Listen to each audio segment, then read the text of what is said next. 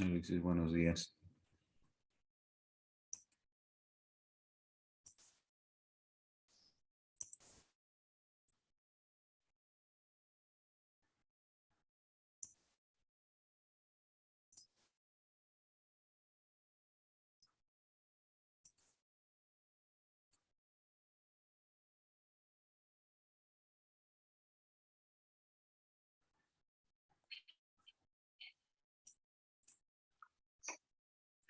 Buenos días, muchachos. ¿Ya estamos listos? ¿Ya? ¿Sí?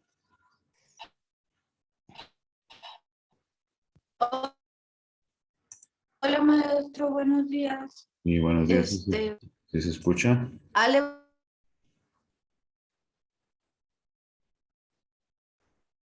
a tardar un poquito en contestar. Sí. Bueno, pero ustedes sí me oyen a mí. Sí, lo escuchamos. Bueno, porque pues Sí, vamos a profe. empezar. No nos vamos a tardar mucho. Les agradezco que hayan tenido esta oportunidad de comunicarse. Vamos a iniciar entonces. ¿Verdad? Y ya que se vayan incorporando los demás compañeros en cuanto vayan llegando por aquí. Profe, Diga, me dice Alma que si la puede aceptar, que ¿dónde anda esa compañera? está aquí, nada, es que dice que ya le mandó la solicitud para entrar a la sesión, pero no lo acepta. No la veo. Aquí ahora sí que en la puerta no la veo. No, no Ok, sé, no sé, algo sucederá con el sistema porque ¿no le aparece? A ver, déjame. no me aparece aquí en la ventanita. Ok, déjame le digo. Por favor, ahora sí que vuelva a tocar la puerta, ¿no? Ok, Sí, por favor.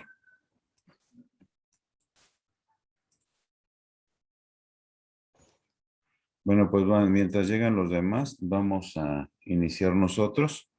Tenemos pues esta parte que ya corresponde de una manera más amplia, más directa a lo que son las infecciones oculares producidas precisamente por virus. Igual que en las últimas clases que hemos tenido, pues, es un tema bastante extenso que nos exigiría cuando menos unas 2 sesiones completas. Por razones pues del tiempo, vamos entonces a revisar cuando menos las partes generales.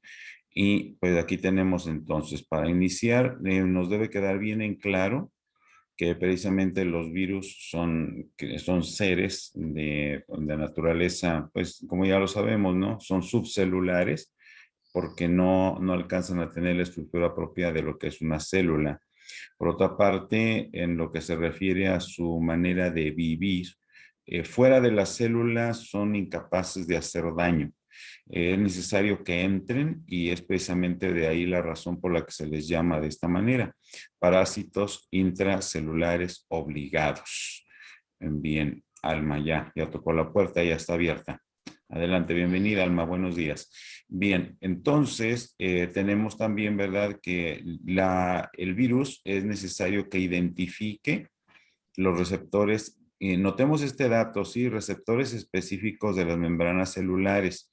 ¿Por qué razón? Porque no todos los virus atacan todo, es decir, entró un virus y no por eso va a causar problemas. Necesita identificar precisamente estas estructuras que son los receptores celulares y de ahí que se va a guiar por lo que son los tropismos, es decir, como si fuera un imán. Es atraído, es jalado, si cabe la palabra, precisamente por esos elementos. Entonces aquí tenemos por ejemplo, estos datos, ¿no? Las neuronas específicas en la poliomielitis.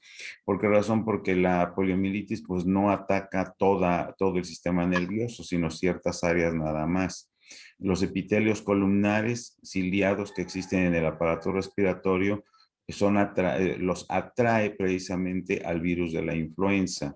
Por otro lado, en cuanto a la fiebre amarilla, pues solamente va y se orienta a lo que vienen siendo cierta área específica del lobulillo hepático, y es ahí donde causa sus problemas o causa pues lo que viene siendo ya en sí la enfermedad. Bien, tenemos entonces que los virus son propiamente macromoléculas Se dice que son inertes, pero ya ven ahora cómo nos tiene este asunto del SARS-CoV-2, ¿no?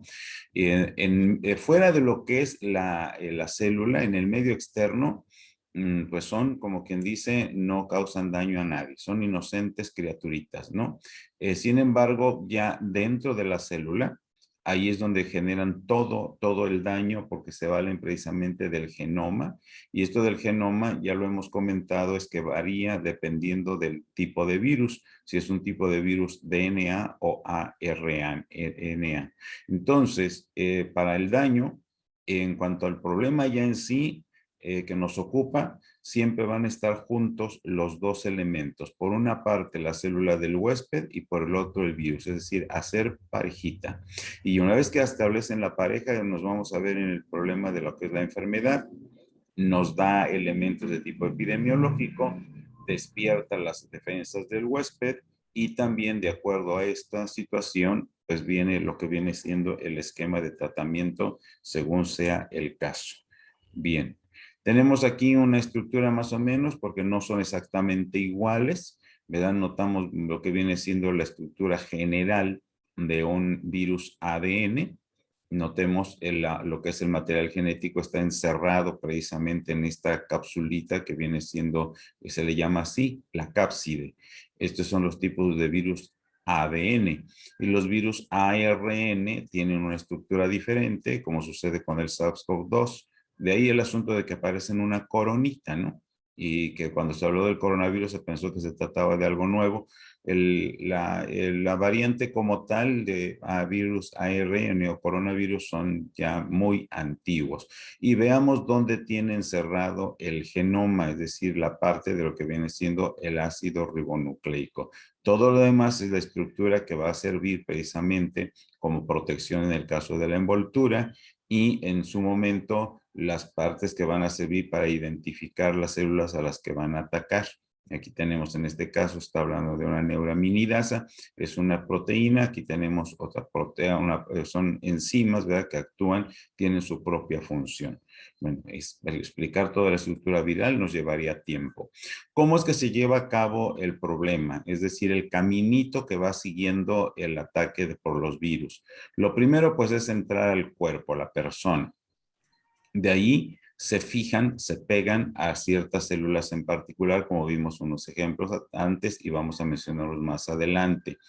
Una vez que ya se fijaron, penetran a la célula, ya estando adentro, van a liberar la cápside y una vez que tiene ya libre la cápside, viene entonces una de las primeras manifestaciones que viene siendo en el sitio de entrada y en su caso en los ganglios linfáticos regionales.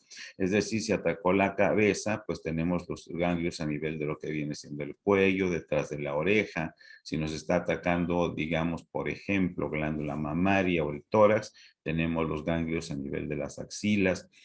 Por otra parte, hablo de los ganglios palpables porque también hay otros que están en el interior del organismo, no los alcanzamos a tocar. Si está atacando, por ejemplo, genitales, ¿verdad?, o parte inferior del vientre, pues tenemos la afectación en los ganglios inguinales y así por el estilo. Y viene de pronto una circulación de virus en la sangre, que es a lo que se le llama así, viremia primaria. Hemos de sangre y la raíz vir, pues que se trata de los virus, ¿no? Estos virus que están circulando pueden hacerlo de manera libre o bien unidos ya sea a leucocitos o a las plaquetas. Las toman, como dijéramos, como su vehículo de transportación. Viene después la multiplicación a nivel de los órganos internos, dependiendo de dónde sea el lugar de ataque. Pensemos en amígdalas, árbol respiratorio, árbol digestivo, aparato digestivo, hígado, qué sé yo. Y después de esto viene ya lo que es la viremia secundaria, donde ya se va a manifestar propiamente la enfermedad. 7 pasos son los que siguen estos organismos para llevar a cabo el ataque. Aquí tenemos en esta lámina más o menos el caminito como es que va siguiendo, ¿verdad? Ya está libre la cápside y tenemos aquí de pronto el genoma que el genoma va a aprovechar para multiplicarse, pero las proteínas virales tienen que ser reconstituidas y aquí es donde se aprovecha precisamente también de los ribosomas, lo vimos al principio, ¿verdad? Los ribosomas se encargan de producir proteínas y pues como quien dice le ayudan a vestirse y ya tenemos varios genomas y ahora los vuelve a liberar para infectar otras células. Por ahí más o menos es el caminito. Entonces, una vez que ya se multiplicó el virus, ¿qué es lo que va a suceder? De pronto, pues puede no aparecer como que digamos ningún cambio y pues son lo que se llamarían infecciones endosimbióticas. Allí se encuentra, ahí está el virus, no causa mayores problemas.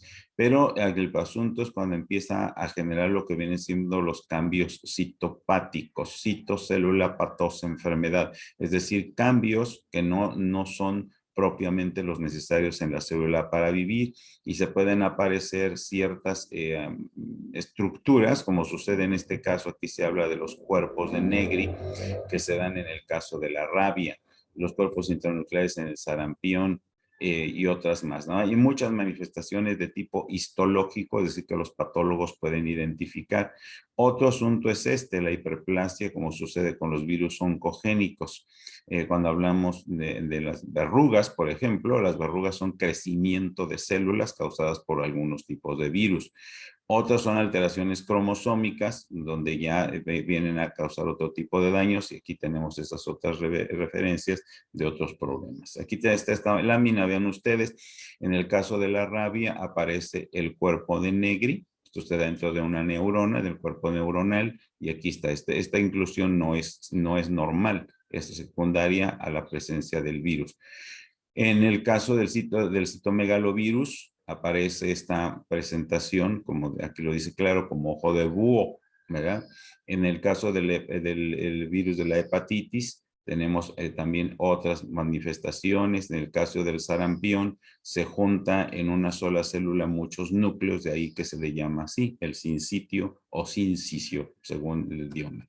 Bueno, aquí vienen unas referencias también en otro sentido, ¿verdad? Tenemos aquí el caso del virus sincicial respiratorio. Sincicial, ¿por qué? Porque tenemos, esta es una célula del pulmón, pero notemos que hay varios núcleos, es decir, el virus ataca de tal manera que junta varias células y entonces aparece como si fuera una sola con muchos núcleos, que no es normal en el caso del aparato respiratorio. Aparecen también células redondeadas, o sea, se deforma la estructura del tejido, es como va manifestándose la enfermedad. Aquí tenemos ya algunas cuestiones más a detalle de cómo es que se lleva a cabo todo este daño que va surgiendo y se va presentando a través de lo que viene siendo el ataque de los virus.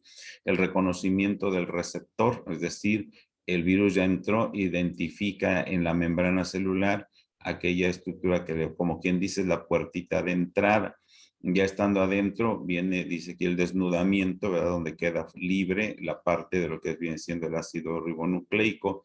Los ribosomas de la célula entran y como que identifican ese ARN o ADN, lo identifican como algo y con el que pueden trabajar, y pues queriendo y no le echan la mano al enemigo. Y así viene ya la replicación de la célula, de los virus, y se aprovechan también de lo que viene siendo el retículo endoplásmico para formar sus proteínas que le van a ayudar a poder reconstituir toda su estructura.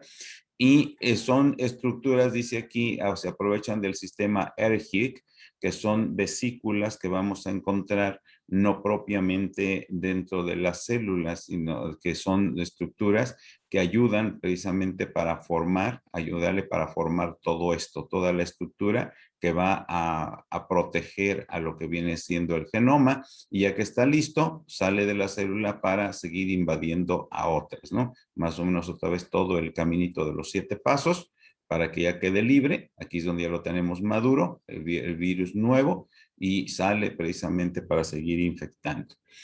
También puede ocasionar o generar malformaciones congénitas, como sucede en el caso con el virus de la rubiola y del herpes simple o el citomegalovirus, primordialmente en las primeras semanas del embarazo o semanas de gestación, como también se le conoce. Y pues de aquí donde vienen el asunto, por ejemplo, de la catarata congénita y algunos otros problemas, ¿no? El asunto de los efectos citopáticos que ya habíamos comentado y en su momento también el despertar, la estimulación del sistema inmunitario del huésped para que el paciente o la persona genere pues sus propias defensas, que hay que aclarar, no en todos los casos lamentablemente sucede. En otro momento podemos encontrar la formación y el depósito de complejos antígeno-anticuerpo. Eso de complejo quiere decir que el antígeno, que en este caso es el virus, se une a una molécula formada por el cuerpo que se llama así, anticuerpo, y esto tristemente, ¿verdad? Procurando frenar al enemigo, que en este caso es el virus, puede llegar a ocasionar un problema bastante grave como estamos viendo aquí. Estos depósitos pueden aumentar la permeabilidad capilar y ¿qué es lo que sucede? Que la sangre o el plasma que debe mantenerse dentro de los vasos, ustedes lo están revisando en morfología, se extravasa, se sale de los vasos y entonces empieza a causar inflamaciones y acumulaciones de líquidos donde no deben de ser y también la alteración en el sistema de la coagulación que unido todo esto nos va a llevar a favorecer un estado de choque, es decir, con esto entendemos que el paciente pues puede morir, como sucede por ejemplo en el caso del dengue en su presentación hemorrágica. Otro tipo de fiebres hemorrágicas que también hay, no solamente en el dengue, el problema de la hepatitis tipo B en estadio complicado, y este otro asunto que es un proceso inflamatorio a nivel de lo que es el riñón, la glomerulonefritis no estreptocócica, pero que también puede causar este problema. O sea, no estreptocócica, ¿por qué? Porque estamos hablando de problemas generados por virus. También está el asunto del efecto hipoenergizante o anergizante, es decir, cuando baja, ¿verdad? Del sistema inmune, el sistema inmune no responde de manera correcta, o también en el caso de la supresión, cuando definitivamente los frenan, como sucede en el caso del VIH, del virus del SIDA, ¿verdad? Que frena y ya los leucocitos ya no pueden responder. Correcto.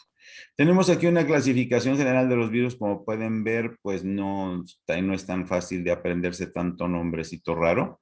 Lo que aquí en esta materia nos interesa es que quede claro que los virus, pues finalmente, como ya hemos comentado más de una vez, son de tipo ADN o ARN y que pueden ubicarse cuando se entran a la célula, pueden quedarse a nivel de lo que es el citoplasma, incluso algunos de ellos pueden llegar a afectar hasta el mismo núcleo. Y pues ya la forma que tienen, pues son formas de diferentes tipos, ¿verdad?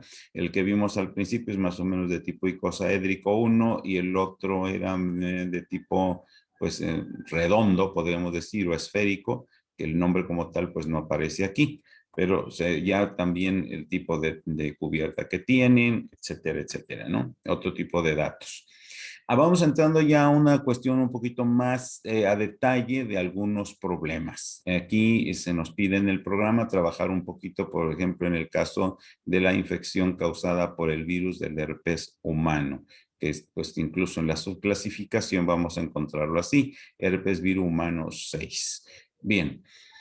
También se le llama, ¿verdad? Es el que ocasiona el exantema súbito o la roceola infantum. Con esto entendemos un problema más frecuente a nivel infantil y está relacionado con alguna reducción del sistema inmune. Es decir, el paciente ha atravesado por alguna situación que ha hecho que su sistema inmune no esté muy al 100, como se dice hoy, y pues el virus aprovecha y se hace manifiesto. Tiene un periodo de incubación. ¿Qué significa la incubación? El momento en que entra el virus y se hace manifiesta la enfermedad, que varía de uno a otro. Ya ven ahorita con la cuestión de la versión Delta, pues de 1 a 2 días ya tenemos la enfermedad, es decir, que de 24 a 48 horas es su periodo de incubación. En este caso del virus del herpes, puede ser de 12 hasta 14 días, y entre tanto esto está sucediendo, pues ya el paciente es infectante a través precisamente de los exudados faríngeos. Todos escupimos llegado el momento, ¿verdad? O tosemos, y pues ahí podemos nosotros estar infectando a otras personas. Medios de diagnóstico, podemos valernos de una biometría donde se estudia precisamente los leucocitos, cómo se encuentran, que puede llevarnos a una leucopenia, es decir, una baja en el número de leucocitos circulantes, o dentro de la misma línea de los leucocitos podemos encontrar que se aumentan tanto los linfocitos como los monocitos. Estos son dos de los tipos o subtipos de leucocitos que hay. Esto ya lo veremos a detalle en la materia de histología. De momento nada más que es necesario que dé el dato, que de los leucocitos existen 5 tipos diferentes. Aquí tenemos 2 de ellos, linfocitos y monocitos. Y bueno, se puede aprovechar también de otro tipo de estudios ya un poquito más complicados. El tratamiento, lamentablemente no existe un tratamiento específico para este problema. Fármacos pues solamente son de apoyo, como es el caso del acetaminofén, o el aciclovir o el ganciclovir, que les ayudan al paciente de alguna manera a frenar la replicación. Ojo, no dije reproducción o multiplicación, ¿verdad? Sino replicación, que es el término técnico que se ocupa para los problemas virales. Y pues las complicaciones pues, también hay que manejarlas de manera sintomática, y en los casos de si se llega a presentar una complicación a nivel de oído, como es el caso de la otitis, donde aprovechan algunas bacterias, pues entonces sí hay que entrar con antibióticos. En cuanto a prevención, no hay medidas propiamente específicas. El aislamiento pues realmente no está justificado, porque como podemos ver, desde 12 a 14 días está sucediendo ya la transmisión, pues nadie se da cuenta, ¿verdad? Que el que está a nuestro lado ya está infectado, que queda claro que no es lo mismo infección que enfermedad. Infección es cuando tenemos el microbio en nuestra persona, y la enfermedad, pues la palabra misma lo dice, ya está manifiesto el problema. Por otro lado, los casos secundarios son raros, es decir, ya nos dio una vez, que vuelva a repetirse, es muy raro, sí se da, pero no es lo mismo.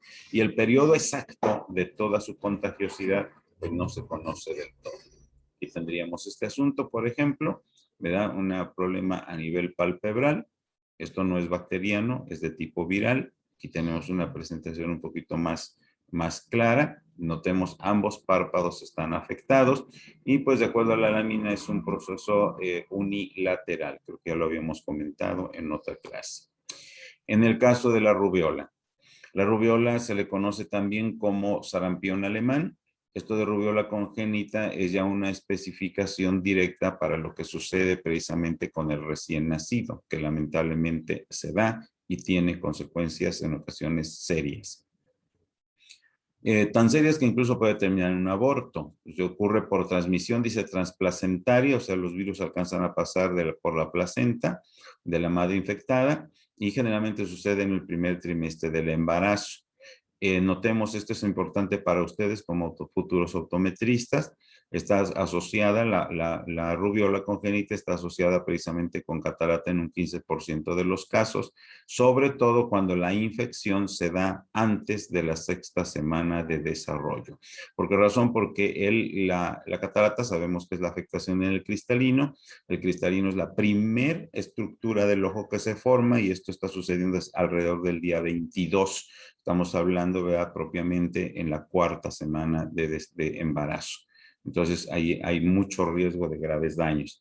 Y bueno, ya después de este periodo, una vez que el cristalino está formado, pues ya no le hace tanto daño. Como quien dice, ya se camufló, bueno, más bien ya se protegió y ya no alcanza a causar tanto daño. Sin embargo, puede dejarnos algunos otros tipos de problemas. Aquí nos habla de la catarata con microoftalmos. O sea, el cristalino fue dañado y aparte de eso tenemos ojos chiquitos. Glaucoma, problemas a nivel del ángulo donde tenemos el canal de Schlemm. Retinopatía, o sea, afectaciones a nivel de la retina. Queratitis en la queratina, la uveitis anterior donde están los cuerpos ciliares, atrofia del iris, errores refractivos graves, el nistagmo pendular. Bueno, son otro tipo de problemas también, y junto con el estrabismo, que es secundario a mala visión. El diagnóstico es necesario realizar diferentes pruebas precisamente para diferenciarlo de otro tipo de problemas eruptivos. Esto de erupciones, como hablamos luego de ronchitas, ¿no? Como se ve con el sarampión, la varicela, La rubiola también tiene un tipo de exantema, se le llama, ¿verdad? Muy particular. Y pues si queremos aprovechar el laboratorio, podemos hacerlo a través de un estudio de cultivo, análisis de sangre para calcular los anticuerpos correspondientes. Tratamiento específico no existe. Procura también el tratar y atender precisamente con inmunoglobulina hiperinmune a las embarazadas que se hayan expuesto, precisamente con el fin de protegerle o de prevenir los problemas a nivel del recién nacido. Y en el caso de los niños con síndrome de rubiola congénita, pues deben ser atendidos precisamente por especialidad. En este caso lo entendemos, pediatría. En la prevención a través de la vacuna, pues es conveniente que se haga, incluso una recomendación de la Organización Mundial de la Salud. Y en el caso de las mujeres embarazadas, pues es importante que eviten todo contacto con pacientes con rubiola. Esto es la mejor prevención que puede haber. Ven, aquí viene ya todo un listado de problemas que pueden presentarse asociados con la rubiola de tipo congénito. Como pueden ver, hay varias. En el caso de lo que a ustedes corresponde, tenemos la catarata, la micoftalmía, un glaucoma, corioretinitis, ¿verdad? Y a las demás, pues vienen siendo problemas a nivel de otra parte del organismo. No lo mencionamos, pues es un asunto que ya no corresponde a nuestra área. Sarampión. En el caso de del sarampión, sabemos que es un problema que se contagia de una persona a otra a través de lo que vienen siendo las secreciones salivales o bien la tos, porque el sarampión cursa con cierto tipo cierto periodo de tos y también cierta cuestión catarral. Entonces, ya sea al estornudar, al hablar, al toser, gritar o llorar, pues ahí se está, ustedes ya conocen lo que viene siendo el flush, que es precisamente ese aerosol del que se ha trabajado tanto ahorita con este asunto de la pandemia que estamos viviendo. Todo ahí en ese aerosol van muchos virus y desde los primeros síntomas el paciente también es altamente contagioso. Bueno, tenemos entonces, es una virosis humana autolimitada, mientras no se complique. En términos de unos días puede corregirse, pero el problema es que es altamente contagioso y transmisible por las vías respiratorias, como ya lo dijimos, y presenta algunas complicaciones, y la gran ventaja es que produce una inmunidad permanente. El virus causal tiene este nombre, ¿verdad? Es un paramyxoviridae de tipo ARN, llega a causar cierta conjuntivitis, para que lo tengan ustedes por ahí presente, incluso con ciertas manifestaciones un poquito más serias a nivel del párpado inferior. El diagnóstico pues, generalmente es de tipo clínico, por el tipo incluso de distribución de las dichosas ronchitas que se dan, como al cuarto día de empezado el problema, a nivel de lo que viene siendo la boca, cuando hace uno la exploración de la boca, a nivel del canino, en la encía, aparece una manchita blanca que pareciera ser como si fuera un poquito como de un barrito con pus, y se le llaman manchas de Koplik, y es patognomónico del sarampión. Es decir, donde lo encontremos, pues ya es sarampión hasta demostrarse lo contrario. Hay otro tipo de estudios, como estamos viendo aquí en la lámina, y el tratamiento, pues, de tipo específico no existe. Cuando hablamos de un tratamiento específico, es como decir, esto con este medicamento se quita. Ejemplo, una amigdalitis con una penicilina, ceftriaxona, ciprofloxacino o eritromicina, logramos controlarlo. No, aquí no. Aquí hay que tener una conducta expectante, es decir, estar viendo que no haya complicaciones, estar ayudando al paciente y vigilándolo en todo momento, que insisto, que no haya complicaciones.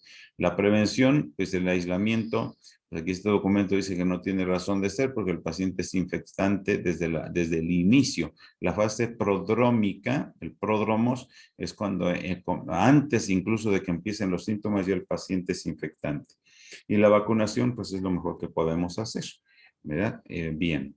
En cuanto a las paperas o la famosa parotiditis, es otro tipo de problema. En este caso también es ocasionado por un paramyxoviridae de tipo ARN, y después de una incubación de 7 días, en verdad se reproduce en el epitelio respiratorio. Notemos la especificidad, es decir, como estamos comentando al principio, no todas las células lo atraen.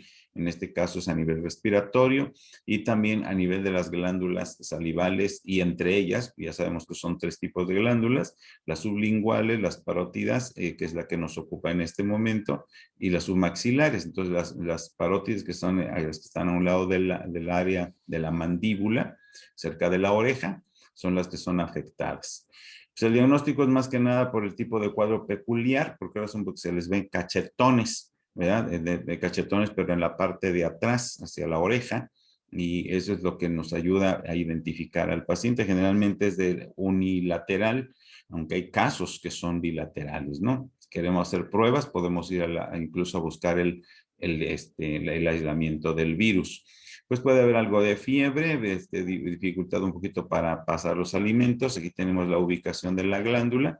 Cuando se inflama, de ahí el nombre, parotiditis, inflamación de la parótida. Bueno, entonces se ven cachetones, insisto, de esta parte, pues un crecimiento muy peculiar, porque lo vemos, el cachetón sería en esta zona, pero no, está detrás de lo que es la mandíbula. Y hay una cuestión de parte de lo que viene siendo en el sexo masculino, una complicación que puede ser un poquito delicada, es precisamente la orquitis. Es decir, hay dolor testicular, incluso inflamación, notemos desde un 20 hasta un 30% de los casos. Tener cuidado con estas presentaciones porque incluso puede dejar al niño, que es donde generalmente se da el problema, lo puede dejar estéril.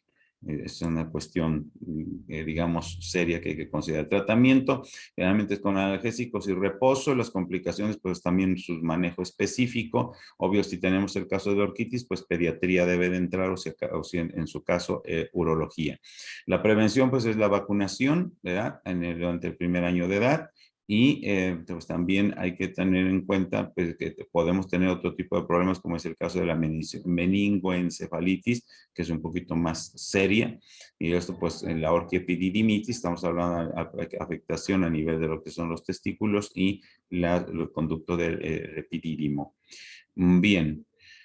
Tenemos también que, hablando ya de virus ADN, son un grupo bastante grande, pues encontramos hasta 31 serotipos de este tipo de problemas. Estamos hablando aquí, en el caso, por ejemplo, de la gripe, 31 tipos de virus diferentes, y pues hay algunas manifestaciones de tipo ocular, y es una infección de gravedad variable, generalmente relacionada con comunidades cerradas, entendamos, internados, cuarteles, pues por ahí vamos las escuelas también, ¿no?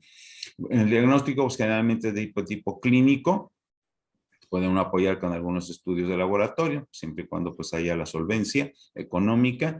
El tratamiento pues es con medidas generales, como podemos ver, o sea, la cuestión de cuidar la hidratación, el aporte de calorías, controlar también la cuestión de fiebre y mantener vías aéreas permeables. Específico solamente cuando tenemos alguna complicación bacteriana agregada. La prevención pues, es con las cuestiones de educación higiénica y pues la vacunación cuando pues, se cuenta con el biológico. Tenemos el asunto de lo que viene siendo el SIDA famoso, el síndrome de inmunodeficiencia adquirida. Esto pues el agente causal es un retrovirus ADN con 2 serotipos, VIH1 y VIH2. Al diagnóstico, pues cuando se sospecha la infección hay que hacer todo un protocolo de investigación para conocer pues, los factores de riesgo que lo generaron, el cuadro clínico está presentando el paciente y pues en su momento algunas pruebas de laboratorio. El tratamiento en este caso en particular es multidisciplinario, no solamente es el médico el que interviene, también es necesario que intervenga en su momento psicología, patología, qué sé yo, y pues también el asunto de un manejo medicamentoso, por cierto, caro, muy caro y por largo tiempo. Bien, la prevención, pues obviamente es a través de lo que viene siendo la educación y ajustar todos los protocolos de cuando ya se tiene el riesgo, la posibilidad de estar frente a una persona que está infectada, pues tener mucho cuidado con esto. Y el manejo especializado y multidisciplinario, en el caso, por ejemplo, cuando se trata de una madre, pues tristemente se da, ¿verdad? Que madres con SIDA y quedan embarazadas, pues hay que tener cuidado con ellas y en el caso del recién nacido, que lamentablemente puede nacer ya infectado. Y ya para terminar, pues tendremos aquí que hacer algún comentario, nada más, porque cuando se habla de infecciones o manifestaciones oculares, en el caso de tipo de cánceres, podríamos partir aquí, esto nos llevaría muchas láminas, pues ya no las pusimos, donde tendríamos, en el caso del tratamiento del cáncer, es una cuestión que exige el manejo y la administración de diferentes tipos de fármacos, entre ellos fármacos que lamentablemente son inmunosupresores, es decir, como que dejan la puerta abierta para diferentes tipos de enfermedades de tipo infeccioso, ya sean por bacterias, por virus, ¿verdad? O de otro tipo. Y entonces, pues es lo que se llaman precisamente las infecciones oportunistas. O sea, al paciente, a la persona normal no le generaría ningún problema. Sin embargo, en el paciente con cáncer sí se lo genera. Un segundo, de favor. Y entonces pues, tendríamos ya estar atentos ya a qué tipo de problema nos estamos enfrentando para que de acuerdo a esa situación pues podamos dar el tratamiento. Ejemplo, si el problema es de tipo viral, como acabamos de revisar en esta ocasión, generalmente el tratamiento es de soporte, es decir, pues que está irritado el ojo, buscar la manera de dar algo que le ayude a eliminar o a controlar la irritación. Síndrome de ojo seco, pues procurar la hidratación correspondiente. Que hay fotofobia, pues mantenerlo en lugares cerrados. Prescribirle el uso de lo que son las gafas, así por el estilo. Y pues si ya se sospecha la presencia de algún microbio, como pueden ser bacterias, pues en ese caso puede implementarse el manejo con los antibióticos que se consideran correspondientes según el caso. Y así por el estilo. Obviamente el tratamiento pues básicamente lo hacen los especialistas o en su momento el apoyo de algún médico general, que estos pacientes, insisto, generalmente están en manos de especialistas o el oncólogo u otros según sea la situación que se esté presentando. Bien, jóvenes, pues agradecemos la oportunidad de haberles atendido en esta ocasión y nos seguimos comunicando. Estaremos al contacto con ustedes y pues ya este sería el último tema como tal que estaremos revisando. Ya nos queda nada más prepararnos para lo que vendría siendo el examen que lo tendremos en 15 días, ¿verdad? Bueno, ¿alguna pregunta por ahí, por favor? Nos quedan unos minutos. Les escucho. Profe, ¿va a nombrar listas? Me hacen el favor ahorita al terminar, que bueno que haces la Profe. pregunta. Ahorita que terminemos, me hacen la bondad de enviar un mensajito en el WhatsApp con su nombre. Ejemplo, ¿verdad? Alexis presente, Tatiana presente. Así nada más porque no los tengo, ¿cómo se llama esto? En mis registros no los tengo de manera particularizada. ¿Alguien iba a preguntar algo más?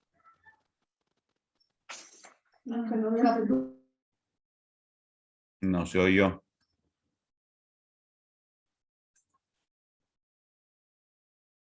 A ver, Alexis, ¿qué pasó? ¿Puede repetir, por favor? No se entendió.